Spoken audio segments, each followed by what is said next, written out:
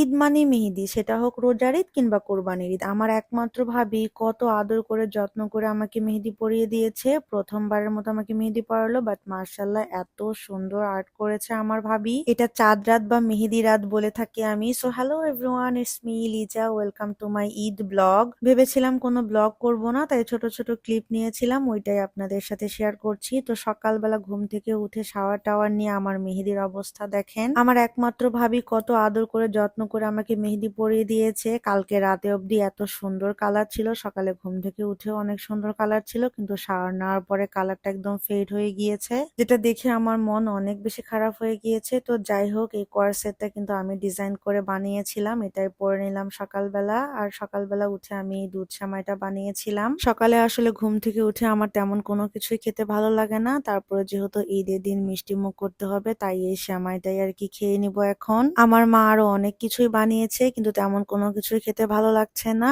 আর এই দুধ সেমাইটা কিন্তু খুবই হালকা মিষ্টি দিয়ে আমি নিজেই বানিয়েছি। দেন খাওয়া দাওয়া শেষ করে হেয়ারটা ড্রাই করে নিয়ে একটু হালকা পাতলা রেডি হবো আর কি। ঈদের দিনে সকালের লুক বলা চলে, কিন্তু খুবই সিম্পল থাকবে আমার লুকটা। আমি নিজে মেকআপ আর্টিস্ট হলেও নিজের জন্য কিন্তু খুবই মিনিমাম মেকআপ করে থাকি। Just baby cream, compact powder and blush, lipstick, mascara, eyeliner দিলেই আমার মেকআপ শেষ। তাই ওরকম কোনো কিছু আর ভিডিওতে দেখালাম না। আমরা মেয়েরা মেকআপ করি জাস্ট নিজেকে পরিপাটি সুন্দর করে গোছানোর জন্য। তো সব মেকআপই কিন্তু আটা ময়দা সুজি হয় না, আর আমি কিন্তু খুবই সিম্পল মেকআপ করে থাকি। তো আমার মেকআপ ডান। তো আমি এখন একটা ব্ল্যাক কালার ড্রেসের সাথে ব্ল্যাক কালার টিপ পরে নিব। ব্ল্যাক তো আমার ফেভারিট কালার, আর ব্ল্যাক কালারের কোনো ড্রেস পরলে কিন্তু ব্ল্যাক কালারের একটা টিপ পরলে আমার কাছে খুবই ভালো লাগে। তো আমি ফাইনালি রেডি হয়ে গেলাম, একদম চুড়ি টুড়ি পরে একদম ব্ল্যাক কালারের কাচের চুড়িও পরে নিয়েছি, যেহেতু ব্ল্যাক কালার ড্রেস পরেছি। ব্ল্যাক কালারের সবকিছুই আমার কাছে খুবই ভালো লাগে। তো যাই হোক, আমার ভাবি এত কষ্ট করে আমাকে মেহেদি পরিয়ে দিয়েছিল, কিন্তু এই মেহেদিটাই ভালো ছিল না, তাই একবার শাওয়ার নেওয়াতেই কালারটা কেমন ফ্যাকাশে হয়ে গিয়েছে, তাই মনটা অনেক খারাপ লাগছিল।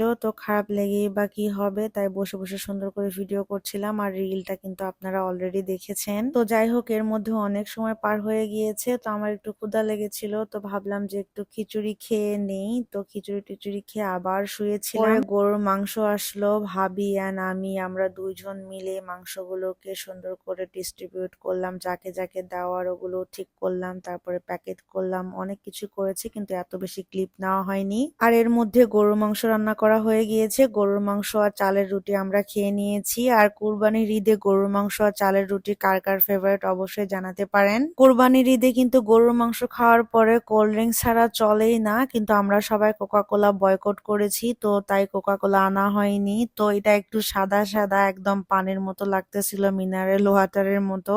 তাও ভালো, কিন্তু কোকা কোলা খাবো না। তো মোজো আনলে ভালো হতো, কিন্তু আমার বাবা অলরেডি নিয়ে চলে এসেছে। তো যাই হোক, এটাই এখন খেয়ে নিব।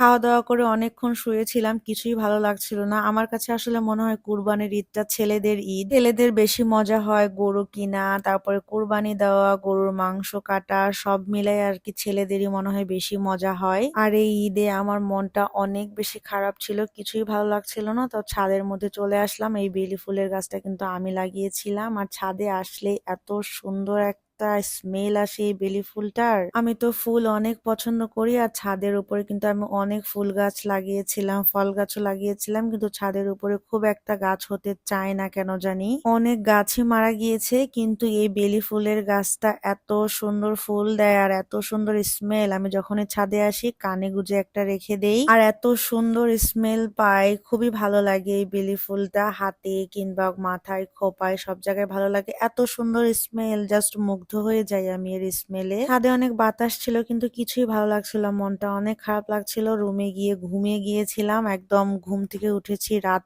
8টার সময়। ঘুম থেকে উঠে কিছুই ভালো লাগছিল না, তারপরে ভাবলাম যে একটু বাইরে থেকে ঘুরে আসি। তো ড্রেস বের করে রেডি হয়ে নিলাম। আমি সকালে রেডি হয়েছিলাম ওরকমই আছে, জাস্ট হালকা একটু ব্লাশ আর লিপস্টিক দিলাম, শেষ আমার রেডি হওয়া। একদম সকালবেলা উঠে যে মেকআপটা করেছিলাম আর কি, হালকা পাতলা রেডি হয়েছিলাম সকালবেলা, এর মধ্যে খাওয়া দাওয়া দাওয়া করছি, ঘুমিয়েছিলাম। ঘুম থেকে উঠে আমার মেকআপ যেরকম সেরকমই ছিল। আই মিন ওরকম মেকআপ তো কিছু করিই নাই। তো জাস্ট খালি ড্রেসটা চেঞ্জ করে নিলাম আর হালকা একটু লিপস্টিক দিয়ে নিলাম। আমি, ভাবি, লিফা আমরা তিনজন মিলেই যাব। আর এই সুন্দর চুড়িটা পরে নিলাম। এই চুড়িটা আমার অনেক ফেভারিট একটা চুড়ি। চুড়ি আমার অনেক প্রিয়। চুড়ি কালেক্ট করতে ভালো লাগে, চুড়ি পরতেও অনেক ভালো লাগে। তো যাই হোক এখন আমরা যাব, বাট কোথায় যাব কি করব কিছুই জানি না। ভালো লাগছিল না বাসায়, তাই বাসা থেকে বাইরে একটু বের হব। আর ঈদের সময় যেখানেই যাই এত বেশি রাশ, এত বেশি ভিড়, এত মানুষ, এগুলো আমার কাছে একদমই ভালো লাগে না। তাই বের হতেই চেয়েছিলাম না। তো ভাবলাম যে অনেক রাত হয়ে গিয়েছে, এখন হয়তো বাইরে এত মানুষ থাকবে না, বাইরে থেকে ঘুরে আসি। তো ভাবতেছিলাম কোথায় যাওয়া যায়। তারপরে রেস্টুরেন্টেও যেতে চাচ্ছিলাম না, কারণ ওইরকম কোনো কিছু খাওয়ার ইচ্ছা ছিল না। তো ভাবলাম এমনি বাইরে থেকে গিয়ে একটু হাঁটাহাঁটি করে আসি, তাহলে ভালো লাগবে। তো ভাবলাম যে এখন যেহেতু অনেক রাত হয়ে গিয়েছে, পার্কে কোনো মানুষ থাকবে না, পার্ক থেকে একটু হাঁটাহাঁটি করে আসি। তো গিয়ে দেখলাম যে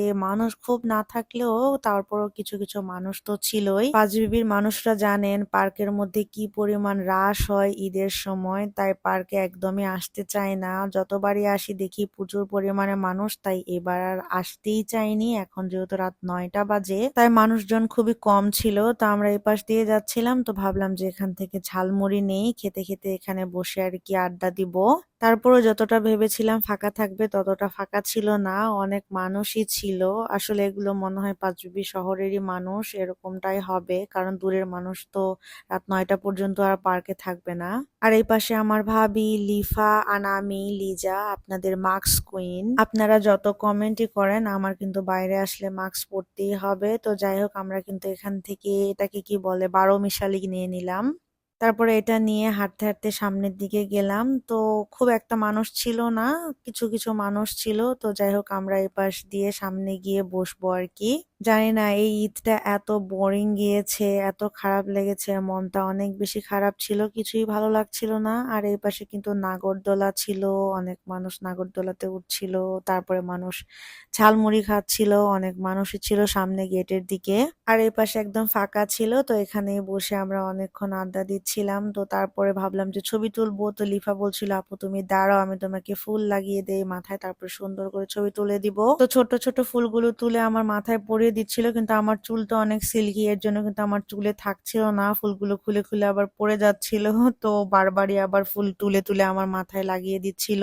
আমি জানি না এই ফুলটার নাম কি, আমাদের এলাকায় তো কড়ি ফুল বলে বলতো, কিন্তু আসলে এক্সাক্ট নামটা আমার জানা নেই। আপনাদের এই ফুলের নাম জানা থাকলে অবশ্যই কমেন্ট করে আমাকে জানাতে পারেন এই ফুলটার আসল নামটা কি। আর এই ফুলগুলো মাথায় দিয়ে আমাকে কেমন লাগছিল, ওরা তো বলছিল যে খুবই ভালো লাগছিল, তো আমিও সেই আনন্দে নাচতেছিলাম। কিন্তু এই চুড়িটা আমার ড্রেসের সাথে লেগে আমার এই দামি ড্রেসটা নষ্ট করে দিচ্ছিল, তাই একটু আপসেট হয়ে গিয়েছিলাম, সাডেনলি মুড অফ হয়ে গিয়েছিল। আর এই পাশে নাগরদোলাটা দুলছিল।